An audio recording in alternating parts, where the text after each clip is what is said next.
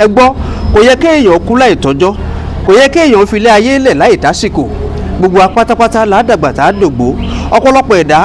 ẹ kọ̀ déédéé gbọ́ pé wọ́n ní àjọ yíra lánàá ṣùgbọ́n wọ́n ní wọn ò tún sí láyé mọ́ ó nídìí àbájọ torí wípé bàbá ní ká ṣe ìwádìí ẹ rí i pé àwọn kankan ń bẹ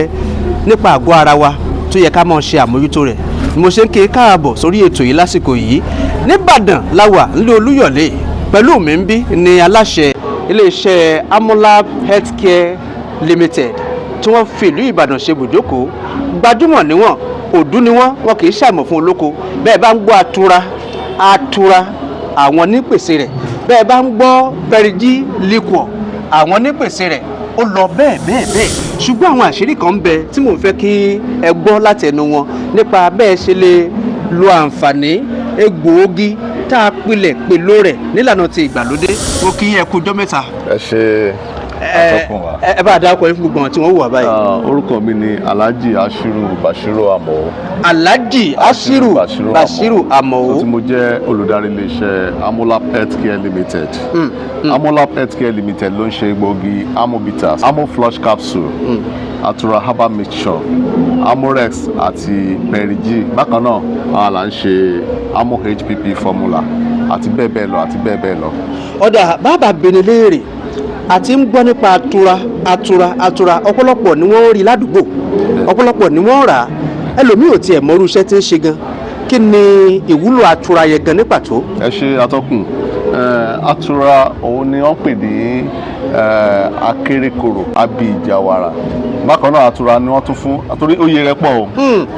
òun náà tún fún ní márúgbó takébé. bẹ́ẹ̀ni ṣe rí oyè tó fún ó pọ̀ nítorí látàrí àwọn iṣẹ́ tó ń ṣe atura òun náà sì ni òun ló kẹ́yìndé nínú gbogbo àwọn product wa torí atura ojú ìjọ ọdún mẹ́ta lọ sìn the first product wa jáde ní 2008 òun ni that's amo flush capsule amobitas jáde ní 2010 so àti bẹ́ẹ̀ lọ but atura yẹn ni the last product tí agbéjáde ní iléeṣẹ́ amolab healthcare limited níbi ọdún bíi mẹ́ta sẹ́yìn but atura yẹn ó ti wá káàkiri gbogbo àgbáńlá ayé látàrí àwọn iṣẹ́ tó ń ṣe àwọn iṣẹ́ tó ń ṣe àkọ́kọ́ náà kò sí nǹkan tá à ń jẹ tá à ń mu tó lè fa wàhálà sínú àgọ́ ara wa tá bá ti gbé atura lóra ẹyọ kan lójúmọ́ gbogbo nǹkan tá à ń jẹ tá à ń mu tó lè fa wàhálà sínú àgọ́ ara yẹn ó máa bá ìgbọ̀nsẹ̀ wa wá sílẹ̀ ní wọ́ọ́rọ́wọ́ so then bákan náà atura tí a bá ní ìtọ̀ ṣúgà ẹ sáà ti máa make sure pé ẹ̀ ń lo ẹyọ kọ̀ọ̀kan lójoojúmọ́ ó máa neutralize ṣúgà nínú ẹ̀jẹ̀ wa. yẹn ni pé béèyàn bá ní ìtọ̀ ṣúgà atura dáa fún. ẹ dákun ìtọ̀ ṣúgà yẹn àwọn kan wà tó jẹ́ pé wọ́n máa ń sọ wípé báwọn bá ní bóò làwọn ṣe mọ̀ páwọn ní ìtọ̀ ṣúgà àbí bóò làwọn ṣe fura kí làwọn àpẹẹrẹ. àpẹẹrẹ tí ẹ bá ní ìtọ̀ ṣúgà is very very simple. èyí tó jẹ́ major àpẹẹrẹ tí a máa rí méjì ni àkọ́kọ́ ni kí ẹ máa tọ̀ lóòrèkóòrè. lọ́sàn-án àbí lóru. kò bá jẹ́ lálẹ́ kò bá jẹ́ ìgbàkigbà kò sígbà tí èèyàn gbogbo ẹni tó bá ti ní ìtọ̀ ṣúgà kò bá jẹ́ lọ́sàn-án ni kò bá jẹ́ lálẹ́ mọ́júmọ́ ni kò sígbà so but àwọn kì í ṣe ìtọ̀ ṣúgà nìkan ló máa ń jẹ́ kí èèyàn máa tọ̀ lóòrèkóòrè so ìdí nìyẹn tó ṣe jẹ́ pé àyẹ̀wò ṣe pàtàkì táwọn náà bá dẹ̀ fẹ́ ṣe physical examination fúnra wa tá a fẹ́ test ẹ̀ fúnra wa tá a bá ti tọ̀ sí orí iyẹ̀pẹ̀ àbí ilẹ̀ ẹlẹ̀ so ká tó kúrò mẹ́bẹ̀ẹ́ láàrin 2-3 minutes àwọn èèrà ti máa pò yẹn láti mọ̀ pé tọ́ ṣúgà ti wà nínú wọn apagbo yíká that is number 1 then number 2 tá a bá fẹ́ mọ̀ fúnra ara wa láyé pàtí ẹ̀ tọ̀ sílẹ̀ àbí a lọ sí totin test laboratory a lè test ìtọ̀ wa fúnra ara wa ká wo test tó máa mú jáde tó bá ti mú test dídùn jáde àti mọ̀ pa ti ní ìtọ̀ ṣúgà nìyẹn. irú àwọn èèyàn tí wọ́n ti láǹfààní àti lọ sílé ìwòsàn láti ṣe àyẹ̀wò ara tí wọ́n sì sọ fún wọn wípé ìtọ̀ ṣúgà ní yọ wọ́n lẹ́nu tá a mọ̀ sí diabetes lè wá sọ wípé irú atura yẹn tẹ́yìn ń pèsè nílé iṣẹ́ yín ó lè ṣe àtúnṣe rẹ̀. lágbára Ọlọ́run kó ṣe àtúnṣe nìkan ó máa dá ṣúgà yẹn padà sí bó ṣe yẹ kó wà because ṣúgà nínú jẹ́sà bí omi náà ni bí ẹ̀jẹ̀ náà ni ẹ̀jẹ̀ ò gbọ́dọ̀ pọ̀ jù nínú àgọ́ ara wa omi ò gbọ́dọ̀ pọ̀ jù nínú àgọ́ ara wa ṣúgà náà nídìí ẹ̀ nínú àgọ́ ara even infection táwọn pè ní bacterial infection tó yẹ pé a máa ń fi àwọn ewé àtàwọn egbògi wa bíi amo flush capsule a máa fi ń treat a tún gbọ́dọ̀ ní bacteria yẹn náà nínú àgọ́ ara wa so bacteria tó wúlò fara ó wà èyí tí ò wúlò fara òun ló máa ń dá a láàárín àgọ́ ara láàmú so ó máa neutralize ṣúgà yẹn ó máa moderate ẹ̀ so a jẹ́ kó wá normal, ó jẹ́ kó mọ níwọ̀n, bẹ́ẹ̀ni, kó sì ṣe déédéé, kó sì déédéé. Ṣé mọ̀ pé ọ̀pọ̀lọpọ̀ àwọn ọmọdé wa tó yẹ pé wọ́n lọ sí ilé ìwé, wọn ò lè ṣe kó má jẹ nǹkan dídùn, wọn ò lè ṣe kó má mu nǹkan dídùn tá a dẹ̀ lè control wọn. So ẹ sáà ti máa fún wọn ní àtúràmù lálálẹ́ tó bá ti jẹun tọ́kọ́ tó sùn, ẹ ra fún wọn ní síbí méjì àtúràmù torí àwọn ọmọdé làwọn bẹ́tà gbalagbà kó sáà ti máa bọ́tù kọ̀ọ̀kan lójoojúmọ́. ó túmọ̀ sí pé àtọmọdé àtàgbà ni wọ́n lè mu àtúrà. Bẹ́ẹ̀ni, ó wà fọmọdé, ó wà fọgbàlagbà, ó wà fọkùnrin, ó wà fọbìnrin, ó dẹ̀ tún wà fún ọ̀dọ́, ó wà fún arúgbó. Àwọn kan jiyàn jò ní wọ́n ní àtúrà yẹn wọ́n ló lọ́tí nínú. Àtúrà ò ní ọtí nínú. Ọ̀dà. A ní pọ̀rọ̀ tó lọ́tí nínú ṣùgbọ́n àtúrà ò lọ́tí nínú. Àtúrà yẹn ìyẹn ò lọ́tí nínú, tó túmọ̀ sí pé àtàgbà àtọmọdé àtobìn àtọkùnrin. Àwọn obìnrin gan ǹjẹ́ lè sọ àwọn iṣẹ́ kan ní pàtó tí àtúrà lè ṣe yàtọ̀ sọ̀rọ̀ pé ìtọ̀ ṣúgà. Àtúrà ó ń regulate menstruation àwọn obìnrin wa, bóyá nǹkan oṣù wa ò wá déédéé ni, bóyá ọrùn ni, bóyá kò wá lọ́jọ́ tó yẹ kó fi wá, àbí so ó máa correct menstruation ìyẹn tí àwọn màmá máa ń pè ní èélà nǹkan oṣù, ó máa regulate ẹ̀ sí normal, ara ṣẹ́ tó ń ṣe fún àwọn obìnrin nìyẹn. Then bákan náà gẹ́gẹ́ bá ti sọ síwájú, téèyàn bá tún lè ṣe ìgbọ̀nsẹ̀ nírọ̀rùn, ẹlòmíà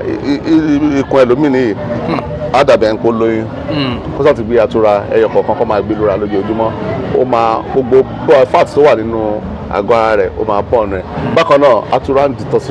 detoxify, that is ó ń yọ àwọn nǹkan burúkú nínú ìdọ̀tí ara, gẹ̀dẹ̀gẹ̀dẹ̀ ara ó ń yọ jáde. So iṣẹ́ àtúrà pọ̀, òun ló jẹ́ kó tètè gbalẹ̀ káàkiri gbogbo ibi tí wọ́n ti ń lò tọ́tẹ̀ tí ń rà. Ọ̀dà ẹ jẹ́ ká wá lọ sórí Perigi liquor. Bẹ́ẹ̀ni. Èmi náà rí i pé Perigi liquor yẹn níbi tí àgbẹ̀ ti ṣe ayẹyẹ, wọ́n á rí i wípé wọ́n ń fi sórí tébù àwọn èèyàn tí wọ́n jẹ́ guest tí wọ́n jókòó, wọ́n á rí i pé wọ́n kó ọtí sẹ́gbẹ̀ẹ́, ọtí yẹn ọtí míì ni o, ṣùgbọ́n wọ́n á ń wo àtúrà lẹ́gbẹ̀ẹ́ rẹ̀, ń wo Perigi lẹ́gbẹ̀ẹ́ rẹ̀. Kí ló pàápọ̀ mọ́ra wọn, kí ló ṣẹlẹ̀ táwọn èèyàn fi yàn láàyò bẹ́ẹ̀? Ṣé rí ìyàtọ̀ tó wà láàrin àtúrà àti Perigi? Òun ni pé Perigi ní ọtí nínú, so a ṣe fún àwọn tó jẹ́ pé onífàájì, àwọn aláfẹ́ èèyàn, bóyá ní club ni o, bóyá a fẹ́ káwọn yẹn kàn máa mutí lásán, a fẹ́ ṣe nǹkan, ohun tó mú ká ronú kan á mú Perigi ni pé táwọn yẹn bá ń ṣe fàájì ní ibi àìtán bá bóyá ilé àríyá ni o, irú ilé ibi tó ti ń ṣe patí, àbí àwa ní club ni o, àbí àwa níbi tá ti ń ṣe fàájì ní àwọn beer parlour and others. So a ṣe fún wọn kó máa lo oògùn nínú fàájì. Kó máa lo oògùn nínú fàájì. So 2 in 1 product òun l'àtúrà. Kó máa lo oògùn nínú fàájì, kó máa kàn máa da chemical lásán sára. So egbòogi la fi ṣe, kì í ṣe ilé Perigi òun ṣe nǹkan tá à ń fi àwọn nǹkan tó máa ń fọ́ yẹn lórí ṣe o. Number 1, then kì í ṣe nǹkan tó jẹ́ pé tẹ́ ẹ bá ti mú orí mama fọ́ yín àbí nǹkan kan, kò ṣe chemical. So ewé àti egbò pọ́nbélé àmì kò dẹ̀ ṣe flavour, òun la fi ṣe egbògi ẹ̀, egbògi pọ́nbélé confam egbògi ewé àti egbò tọ́lọ́run dá, òun la fi ṣe so that ó máa neutralize gbogbo system wa sí normal tábà ti gbé ìrora. Tó túmọ̀ sí pé bàbá ń ṣe fàájì lọ, ká mọ́ bẹ̀rù ká mọ́ ṣòro, bàbá ti ní Perigi liquor, ẹ ti wà okay. Ọ̀dà lára àwọn nǹkan ìpèsè níléeṣẹ́ yín ní Amolab Healthcare Nigeria Limited, lára àwọn nǹkan ìpèsè ẹ ti dárúkọ àtúrà, ẹ sì dárúkọ Perigi liquor, àwọn wo ló kù? Bákan náà àtúrà náà là ń ṣe amobitas. Gbajúgbajà pọ̀. Bẹ́ẹ̀ni, amobitas náà ni òun náà ló bí gbogbo àwọn torí amoflush nígbà tí amoflush jáde a ṣe gbogbo ara bẹ̀rẹ̀ sí ṣèpolówó ẹ̀ ní ìlú Port Harcourt. So bẹ̀tí bàtà amobitas jáde òun ló wá gbé gbogbo àwọn product wa jáde tó fi so under amobitas náà ni gbogbo àwọn product wa yẹn náà wá wádìí ní kí mo sọ láàkọ́ amo flush capsule òun ló kọ́ jáde nílé iṣẹ́ Amolab Healthcare Limited ní ọdún 2008. So lẹ́yìn náà ni amobitas jáde ní ọdún 2010. Bákan náà ní ọdún 2017 iná ni amores jáde, àárọ̀ là ń ṣe amores. Bákan náà ní ọdún 2020 òun ni 2018 òun ni Perigi jáde ní ọdún 2018. So lẹ́yìn kó tó di pé àtúrà jáde ní 2023 kẹ́ mo sọ pé ọdún mẹ́ta rẹ̀ tí òun ni òun náà dà sí nílò. Ọ̀dà ẹja wá lọ sórí amobitas yẹn kó tó di pé a kọjá lọ sórí amo flush capsule. Ẹja mú báwọn. Amobitas ó dára fún ọmọdé, ó dára fún àgbàlagbà, ó dára fọkùnrin, ó dára fóbìnrin. ṣe rí iṣẹ́ tí àkànṣe iṣẹ́ tí a ṣe fún amobitas nígbà tá a fi ṣe òun ni iṣẹ́ kó máa detoxify kó máa yọ̀dọ̀tí inú ara àbí anífàtì inú ara iṣẹ́ àkọ́kọ́ nìyẹn. ẹlẹ́ẹ̀kejì àìṣe pé kó máa regulate menstruation. ẹlẹ́ẹ̀kẹta àìṣe pé ká máa ṣègbọ̀nsẹ̀ nírọ̀rùn. ẹlẹ́ẹ̀kẹrin òun náà ṣiṣẹ́ ìtọ̀ ṣúgà. ẹ rí i pé ìyàtọ̀ tó wà láàrin amobitas àti atura òun ni pé ìgbà tí amobitas ti popular káàkiri tó ti wà káàkiri everywhere all the pharmacy stores and chemists àwa rí i pé ọ̀pọ̀lọpọ̀ àwọn kan wà tó jẹ́ pé agbára wọn ò ká láti máa ra ibi tó rẹ̀ dé dúró lénìí so àwa náà la ṣe wá mú atura jáde pé ká ṣe é kó lè torí owó tá a fi ń ra atura òun ni owó Nàìjíríà tó kéré jù òun ló mú kò fi bẹ́ẹ̀ wọ́n òun ló mú ìròrí atura ẹ̀ jáde báyà tó ní pé atura ẹ̀ wá owó rẹ̀ wá kéré òun ló fà tó jẹ́ pé torí kò wá affordable for everybody kò sẹ́ni tí ò lágbára àti lè ra àmọ́ so òun ló mú ìdí tá a ṣe ṣe àtura jáde ẹ máa wọ pé tẹ bá wọ pé nígbà mo dárúkọ iṣẹ́ tátura ń ṣe àti iṣẹ́ tí amobitas ń ṣe iṣẹ́ yẹn fẹ́ẹ́ papọ̀ mọ́ra wọn so bó ṣe jẹ́ nìyẹn lórí àtura. ọ̀dà amoflush nǹkan. then amoflush capsule iṣẹ́ tí amoflush capsule ń ṣe ó ṣiṣẹ́ fún anything bacterial related infection such as staphylococcus aureus tí àwọn bàbá ń pè ní àtọ̀sí ẹ̀gbẹ́ òun ni staphylococcus aureus then a ní àtọ̀sí náà àtọ̀sí tútù wà àtọ̀sí oríṣiríṣi orúkọ tó wù kán fún infection is an infection. àtọ̀sí ọlọ́jọ́ pípẹ́ ń kọ́. òun náà nǹkan náà mo sọ pé orúkọ oríṣiríṣi làwọn èèyàn fún ọdún tó ń pè lọ́jọ́ pípẹ́ pé èyí tó ti pẹ́ lára èèyàn bí ẹ̀kún fresh gbókun lọ́jọ́ ti pẹ́ infection náà ni infection bacterial infection náà ni bacterial infection so àkókò tó bá ń lo àwọn oògùn tó máa fi lò àkókò tó máa fi lo oògùn yẹn ló máa yàtọ̀ síra wọn ìfọ̀rọ̀ fún àpẹẹrẹ ẹni tí ó ní long term bacterial infection tó ń pè ní àtọ̀sí ọlọ́jọ́ pípẹ́ ó lè fi oṣù méjì lo oògùn rẹ̀ bẹ̀tẹ̀ tó ṣe kú ní yàjò ó lè lò fún ọ̀sẹ̀ mẹ́ta ó lè lò fún ìyàtọ̀ tó wà ìyàlílò rẹ̀ ló wà ń bẹ̀ so amoflush capsule ó ń ṣe fún any bacterial related infection such as gonorrhea staphylococcus aureus E. coli and all other bacterial related infection bákan náà ó ń ṣe fún hepatitis tí a bá ní hepatitis tí àwọn Yorùbá ń pè ní ibà jẹ̀dọ̀jẹ̀dọ̀ tó máa ń jẹ́ kí ojú pọ́n àwọn àpẹẹrẹ rẹ̀ nìyẹn so ó ń ṣiṣẹ́ fún un bákan náà ó ń ṣiṣẹ́ fún prostate àwọn ọkùnrin tó yẹ pé a máa tọ̀ sẹ́rẹ́sẹ́rẹ́ òun náà pè ní prostate ní Yorùbá so ó ń ṣiṣẹ́ fún prostate fún ọkùnrin tó dàbí sábà ní ọkùnrin tó bá ti wà ní 40 years and above tó dàbí sábà máa experience prostate yẹn àṣẹ fún yẹn náà bákan náà àṣẹ fún àwọn ìyá wa àwọn obìnrin tó ní oyún ìju so àwọn iṣẹ́ mẹ́rin tó jẹ́ pàtàkì tí amoflush capsule ṣe nìyẹn. pẹ̀lú gbogbo àwọn ìpèsè yín nílé iṣẹ́ yín yìí bí àwọn èèyàn bá fẹ́ rí a mọ̀ wípé ó ti gbajúgbajà a sì mọ̀ wípé kò fẹ́ẹ̀ síbi tí atura àbí amoperigi àbí amoflush kò fẹ́ẹ̀ síbi tí ò sí káàkiri àgbáláyé ṣùgbọ́n ẹlòmíín ń bẹ tó jẹ́ pé ó lè jẹ́ gbà àkọ́kọ́ wọn rí tí wọ́n ṣẹ̀ ń gbọ́ àbí tí wọ́n ń rí tí wọ́n ò fi bẹ́ẹ̀ káràmásìkì rẹ̀ pé kíni yìí ń ṣe bí àwọn èèyàn bá fẹ́ wá tí wọ́n sì fẹ́ rí bó ni wọ́n ṣe lè rí bí èèyàn bá sì wà nílùú ọba àwọn èèyàn wà ní diaspora bí wọ́n bá fẹ́ kàn sí ẹ̀yin torí a mọ̀ wípé abẹ́rẹ́ tó lókùn nídìí ni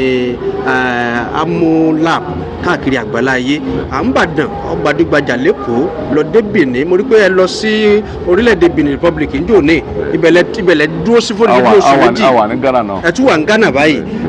bó ni àwọn èèyàn ṣe lè kàn sí yín bó ni wọ́n ṣe lè ríra. ẹ ṣe atọ́kùn gbogbo àwọn product wa tí a mention yẹn amobitas ni amoflush capsule ni atura herbal mixture ni perigi ni àti amorex kò síbi tá a lè sẹ́ndẹ̀ ẹ̀dẹ̀ káàkiri gbogbo àgbáláyé a lè gbogbo nǹkan ti di rọrùn sìn so a máa wé bílẹ̀ sí gbogbo bí àyíká ètò olúkálùkù bá ti wà within this country and even outside the country bájẹ́ Canada ló wà ní America ní Europe ní so anywhere tí yẹn bá ti wà lágbàáyé kán bá ti béèrè fún so a máa kọ́sà ti pè wá sórí ẹ̀rọ ìbánisọ̀rọ̀ +234 70 88 77 8855 lẹ́ẹ̀kan sí +234 70 88 77 8855 òun náà ni WhatsApp contact wa so tẹ́ bá ti kàn sí wa lórí rẹ̀ anything tẹ́ bá ti fẹ́ so ẹ fẹ́ ká send anywhere so a máa send ẹ. Bákan náà gbogbo ata wà ní Nàìjíríà kò sí ilé ìtajà oògùn òyìnbó tẹ́ẹ̀dẹ́ rí àwọn oògùn wa ẹ̀dùgbẹ́ ní supermarket kò sí tẹ́ẹ̀dẹ́ rí àwọn product wa even ní market places. Ó gbajúgbajà kódà ládùúgbò lẹ́sẹ̀ kùkú. Ó wà káàkiri. Òun náà lẹ ti gbọ́ yìí o gbogbo àwa tí a bá rí i pé lágọ̀ọ́ ara wa àwọn nǹkan tí aláṣẹ iléeṣẹ́ Amolab Healthcare Nigeria Limited tí wọ́n kà kalẹ̀ wọn ẹgbẹ́ ìgbésẹ̀ o kẹ́ ẹ pè wọ́n òdú ni wọ́n kì í ṣàmọ̀ fún olóko.